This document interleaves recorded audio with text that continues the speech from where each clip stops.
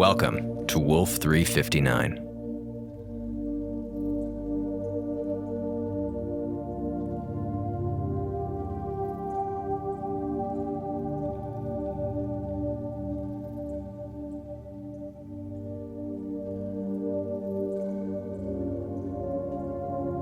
This is the audio log of Communications Officer Doug Eiffel. I am speaking from the comms room of the U.S.S. Hephaestus Station. Welcome to day 448 of our orbit around Red Dwarf Star Wolf 359. Today's weather report, pretty nominal. Surface temperatures averaging at about, a crisp 4,500 degrees Fahrenheit. Instruments are picking up less than 10% chance of stellar flares. Just another happy, sunny day out here, 7.5 light years away from Earth.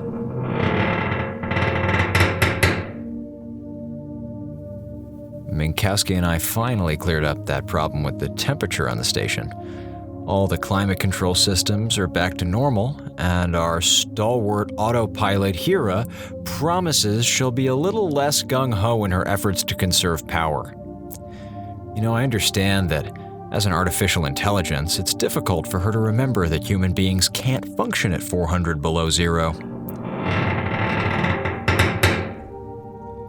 That's fine, everyone makes mistakes. But if she could stop talking about my fragile, carbon-based, uncomfortably liquid body, it'd be a real breakthrough for human-AI relations.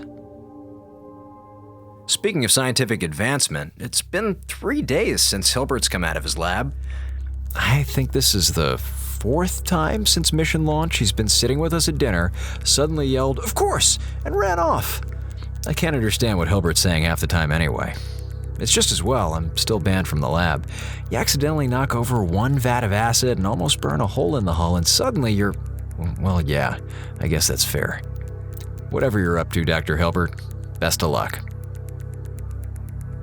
I gotta be careful with these. Minkowski confiscated another cigarette carton today. You'd think that after 1.5 years on this tin can, our resident Stasi agent would let up. I get it, cigarettes are contraband, but it's not like if she let me have one, I'd immediately light it and accidentally set the station's air supply on fire. Again, the people on this station have serious trust issues. That makes the tally 17 cartons that she's confiscated, and 1, 2, 3 still tucked in the back of the auxiliary comms panel. Safe and sound. I gotta stay sharp about where I leave these things, though. I know I can't actually smoke them. I just like being able to have them in my mouth. I like the taste. Oh yeah, eat your heart out, you succulent rat-killing tar. Alrighty folks, let's see if we can actually get some work done, shall we? Our mission tonight is the same as last night, and the night before that, and the previous 400 nights unto the end of my attention span. Scan the heavens for any signs of intelligent life. Yesterday, we spent a very relaxing 3 hours listening to absolute silence coming from the Theta Nu quadrant, and that was great. That was just great. Today, how about we take a look at what's going on around the Alpha Psi sector? Is today the day we make first contact? What do you say, Alpha Psi 1? Outstanding. Alpha Psi sector bearing 1? No contact. What do you say, Alpha Psi 2? Bearing 2, same as it ever was. How are you feeling, bearing 3?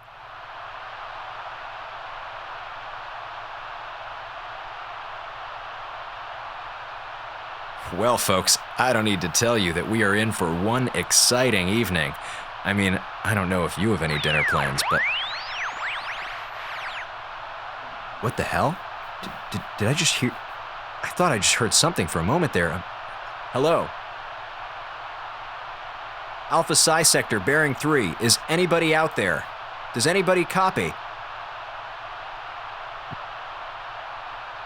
No, I suppose not. I must be hearing things. I mean, hearing things is my job, but you know what I mean. You know what? I think I need some coffee. Yeah, that'll make things better. I'll be right back.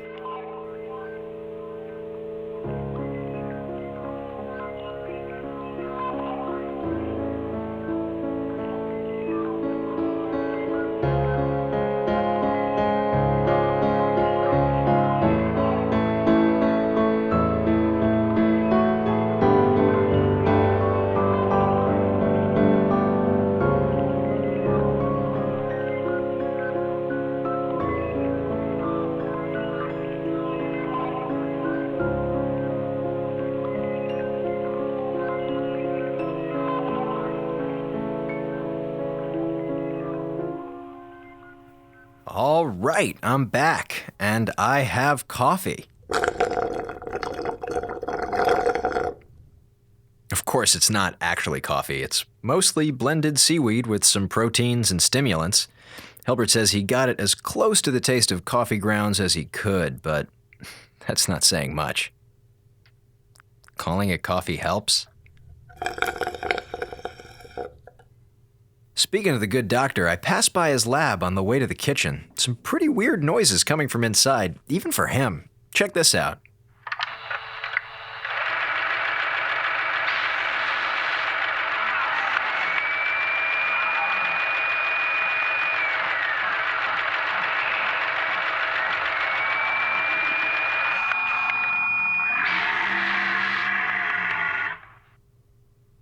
So that's happening. Once again, I hope you know what you're doing, Dr. Hilbert. Oh no, looks like we have an unscheduled caller on line 1, dear listeners. Eiffel? Yeah, Minkowski. Excuse me? How may I be of service, Commander Minkowski, sir? Don't tell me you need more cigarettes already. I gave you a full carton this afternoon. Very funny. Eiffel, did you read your copy of Price and Carter? My copy of what? Price and Carter's Deep Space Survival Procedure Protocol Manual. Was that one of those mandatory mission training things? Yes. In that case, yes, I definitely did. Did you now? Because I happened to find your copy of the DSS PPN floating in the observation deck. Oh? Still in its plastic wrapping. Oh. In that case, I've been busy. Get to it, Eiffel. We may be 8 light years from Earth, but we still do things by the book. This book, in fact. I want you to have it read by 0600 tomorrow. Gee, Commander, I'd love to do that, but I've got all of this deep space survey to do tonight. Very, very complicated technical stuff that requires my full attention, If you can't recite that entire book backwards and forwards by tomorrow, I'll not only confiscate the cigarettes you've got in the comms panel, I'll make you watch as I flush them out the airlock. One by one. Well, clearly this is an important matter that requires my immediate attention. Glad we understand each other. And I'm so glad that your shriveled husk of a dictator's heart is as warm as a decompression chamber. Ugh. All right, let's get this over with. Ira? Yes, Officer Eiffel? Have you got this Jimmy Carter thing in your databanks? Price and Carter's Deep Space Survival Procedure Protocol Manual is among the files I have access to.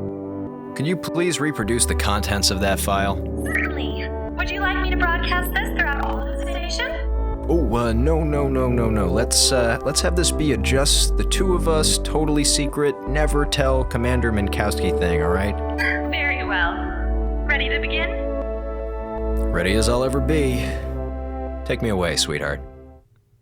Price and Carter's Deep Space Survival Procedure Protocol Manual. Congratulations on your assignment to a deep space outpost. Whether your stay is of a scientific, exploratory, or disciplinary nature, we hope that you enjoy a peaceful, restive, minimal casualty residency in your spacecraft of choice. To maximize your chances of a successful return to Earth with all your limbs and faculties intact, please display a strict adherence to the following 1001 survival tips. 1,000 and... oh, it's the extra one that's really annoying. Deep space survival tip number 1. Always read the instructions before operating any piece of machinery. Deviating from this might result in the loss of valuable equipment, which could lead to heavy fines or death.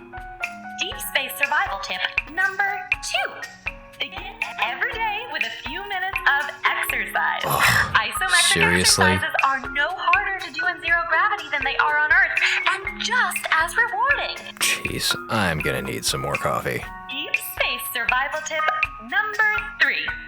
Spacewalks are a serious matter. They are very delicate operations filled with hazards, so only use them as a source of amusement if you are really bored. I think we really go for one of those just about now. Deep space survival tip number 4. Conserve your oxygen. Even in environments with an air recycling system, oxygen can be limited, so keep your breathing at a slow, steady pace. Remain calm. failing to remain calm could result in your grisly, gruesome death. So whatever you do, do not panic. Panicking will only serve to accelerate your oxygen consumption and make your already likely demise a certainty.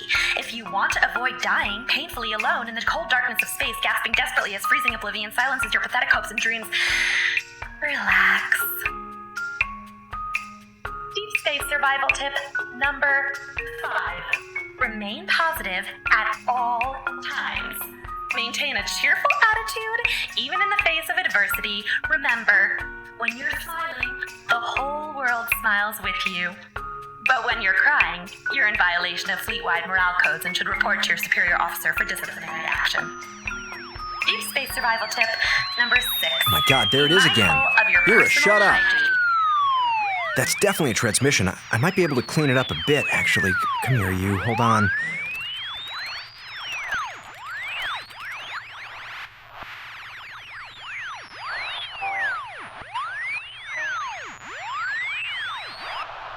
No, come back!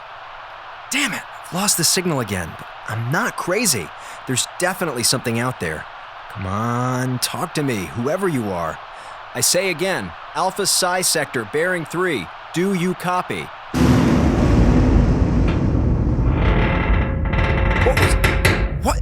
What was that? Are we seriously blowing up now?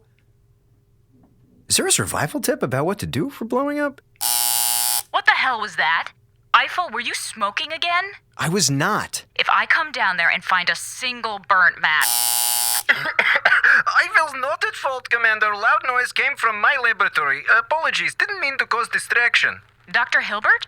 Are you okay? Naturally, why a state of my health in question? That was a rather loud explosion. Oh, erroneous assumption. Loud noise was not explosion. Then what was it? Don't know, something else. Not explosion, something less destructive. A hairdryer, perhaps. Dr. Hilbert, is anything around you on fire? Definitely not. Well, probably. Too busy with experimental sample to look around. Rigorous observation cycle must devote full attention. Hilbert out. Hira? The current temperature in the laboratory is 210 degrees Fahrenheit and rising. And I'm guessing that the fire containment system... It's still out of order due to last week's electrical outage. Great. Well, I guess we gotta break into his lab and make sure he doesn't die. Hey, I'm still banned from those premises, and last I checked, he outranks me. This is all you. Eiffel, a man's life might be at risk. If only we didn't do things by the book around here. If you're not down at the lab in 5 minutes, I am going to make sure what's that, your Commander? rations for the rest you're of the mission breaking are up. nothing The fire but... must be don't you interfering dare. with Do the not do intercom this, system. Eiffel. Are I'm you not there? playing Do you around. copy? I swear to Where's God. that mute Eiffel. button? Eiffel. Yes. Eiffel.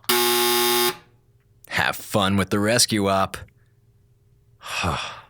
Alone at last. Would you like me to resume the reading where we left off? As scintillating as that sounds, Hira, I think we can just leave it. Are you certain? Yeah, I got the gist of it. Besides, I feel like there's something I'm forgetting. Right, that. What are you? Who's out there?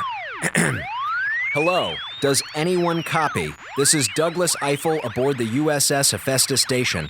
Please respond. Again, is anybody out there? Please respond.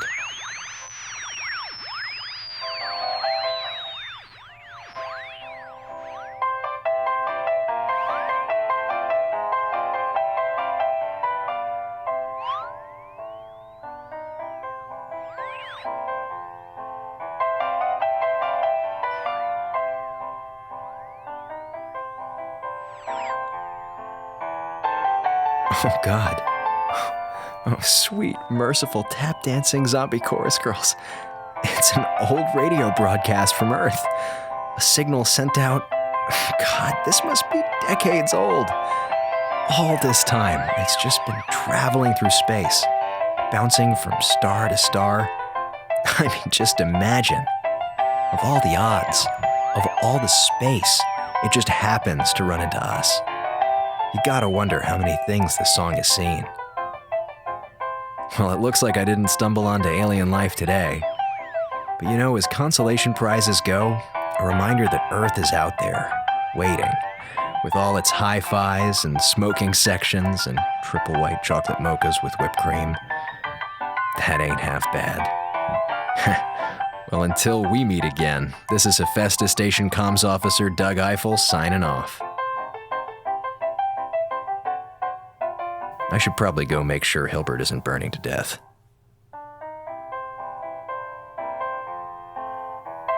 I'll go after this song is over.